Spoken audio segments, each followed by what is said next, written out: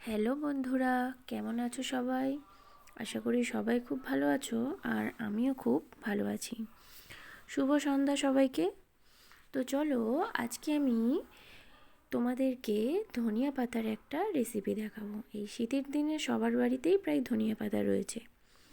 তো এই ধনিয়া পাতাটাকে আমি সুন্দর করে গুছিয়ে কেটে নেব। এরপর এর সাথে কয়েকটা কাঁচা লঙ্কা আর কিছুটা রসুন কোয়া দিয়ে আমি এটা মিক্সিতে পেস্ট করে নেব। তো চলো দেখা যাক। তো মিক্সিতে আমি এটাকে রেডি করার জন্য একদম প্রস্তুত। তো আমি এটা মিক্সিতে পেস্ট করে নিচ্ছি।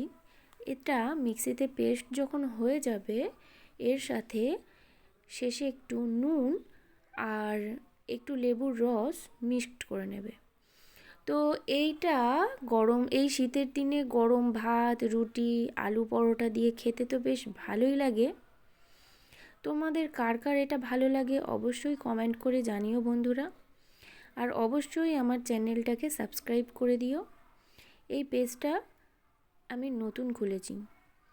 তো যাই হোক, আজকে এই ধনিয়া পাতার পেস্ট তো করেছি, সাথে অন্যদিকে আমি কিছুটা চালের গুঁড়ি দিয়ে আমি একটু পিঠে পুলি করছি। তো দেখো, এই যে গোলা রুটির মতো যে পিঠেটা হয় সেটা করছি।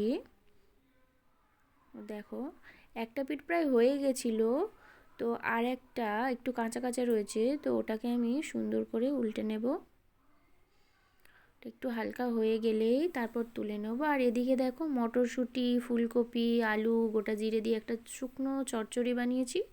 এটা দিয়ে আমি তরকারি পিঠেটা বানাবো। তো দেখতেই পেলে ওটা রেডি করার জন্য আমি গ্যাসে বসিয়ে দেবো। আর এদিকে রস বড়া করেছি, এটা ভাজা হয়ে গেলেই আমি রসে চুবিয়ে নেব। তো বন্ধুরা, আমার ছোট্ট এই মিনি ভিডিওটা তোমাদের কেমন লাগলো জানিও। আর এই পেটটা হচ্ছে আমাদের বাড়িতে আজ 15 বছর ধরে আছে। তো চলো, টাটা, ভালো থেকো সবাই।